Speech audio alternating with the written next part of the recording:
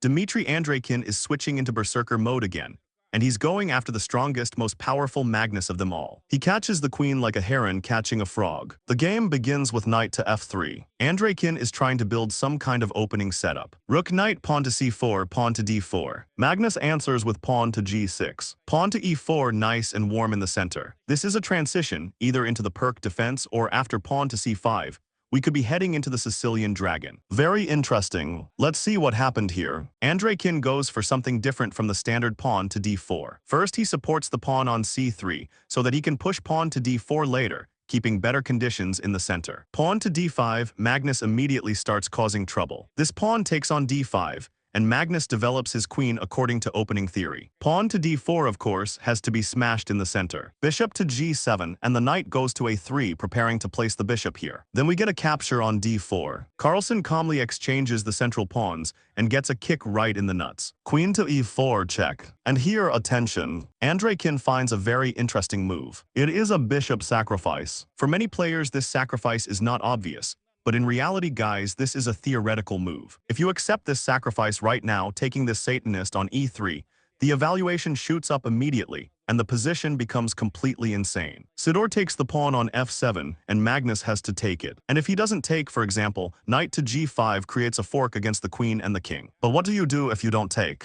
You don't take it, right? You don't take it. You move the king to f8. Then the Mamacita comes to d8, giving check, and there is nowhere to go. You have to take this poor bastard, and knight to g5, a fork right in the face. Magnus has no other acceptable options. So after bishop to e3, Magnus isn't some random Norwegian woodpecker. He doesn't accept this. He plays knight to a6, leaving the bishop pinned, perhaps planning to take it later. Andreikin captures the pawn, removing the threat against the bishop. Everything is fine, and the old fool goes into 2-0 king. Castling knight to g5. An attack on the bishop on e3. This bishop is about to come under serious pressure. Rook to e1, simply defending the bishop. If you take it now, the rook comes to e3.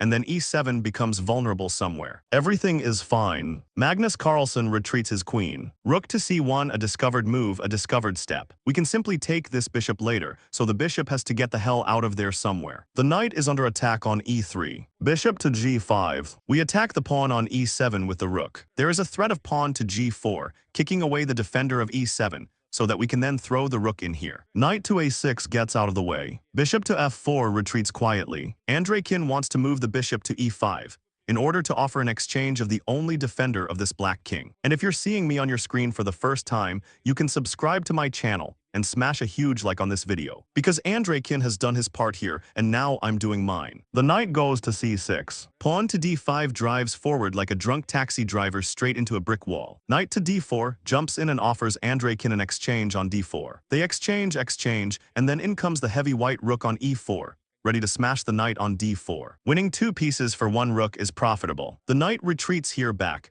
and right there Andreikin finds the opportunity to trap Magnus Carlsen's queen. Carlsen, here's your challenge. Think about it. Put the video on pause. This is a tactical moment. White can trap the queens. Trapping Magnus Carlsen's queen, you can't even imagine what that means. If you have even a tiny amount of sulfur in your brain, you should be able to find this. And if you didn't find it, congratulations, I'll show you. Don't worry, subscribe and we'll learn together. Bishop to b5, first attacking the bishop. The queen can't go here, the pawn controls this square, the bishop controls this one. You can hit here, but then the knight simply takes. The only square left is d8. The queen retreats to d8, and then comes the next move. A sweet little elephant trunk to c7, attacking the queen, and the queen has absolutely nowhere to go. The bishop takes on b2, trying to grab at least some material. Andreikin takes the queen +0. He has captured the strongest piece, Magnus Carlsen's queen. Rook to d8, knight to c2 retreats, because we'd rather have one exchange than give up a whole piece. The bishop will collect here and queen to c1. Everything is fine, we're attacking there. But now comes the problem. Can Andreikin actually convert his +4 advantage against the greatest chess player in Russia, the galaxy, the planet Pangea, and every continent on Earth? Rook to d5, the pawn falls. The bishop retreats solidly to f1. We protect our buddy here and somehow attack the queen as well. So what do we have? For the queen, we have a rook and a bishop. Basically, this is Lasker's compensation if there were also one more pawn. But there is no pawn. Rook to c5, queen to b2. We need to somehow strengthen our pieces. because converting this advantage against Carlsen is not something some random guy from the comments can just do. He definitely won't manage it. But if you can convert this position against Carlsen, write in the comments, brother.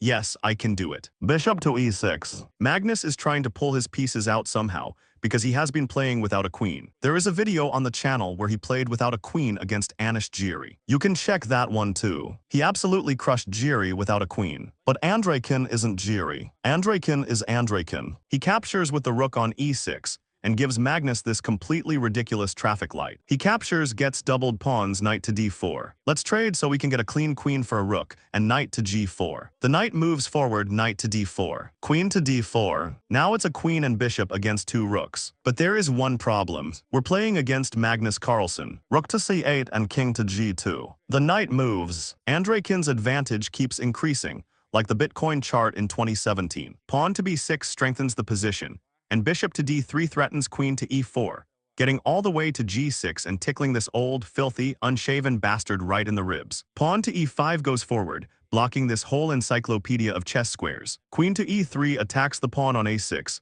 and the king has to step closer somehow. The king moves closer. If you have questions about when this game was played, look below the chessboard and read the information there. Pawn to h4 goes forward. We need to create some kind of attack. Rook to d8 and queen to e4 are both sitting on g6. Rook to d6 defends. So now we can play pawn to h5 in principle, which is exactly what Dmitry Andreikin does. Knight to g, queen to h7. Bishop goes to f8. Bishop to g6 threatens checkmate in just one move. Magnus decides to smash the bishop on g6, so that there is no smell of checkmate in the air. He captures on g6, of course. And Magnus, with a rook against a queen, continues resisting against whatever number Grandmaster Andreikin is ranked. Right now, Andreikin is number 14, 20, 25, I don't know. You can write it in the comments. Queen to g6, queen to a8. Queen to g5 attacks the pawns. We have to take them, wipe out all the infantry, because these are potential queens. Queen to a4, rook to f5. Carlsen is defending like a wounded lion. But a wounded lion is still a lion, so we have to be careful and cautious. But we still have to take the pawns. The lion's pawns. King to d5. The king goes to f3. Pawn to d4, king moves, queen to b4. A check is starting to appear somewhere. Simply giving up the queen for the rook,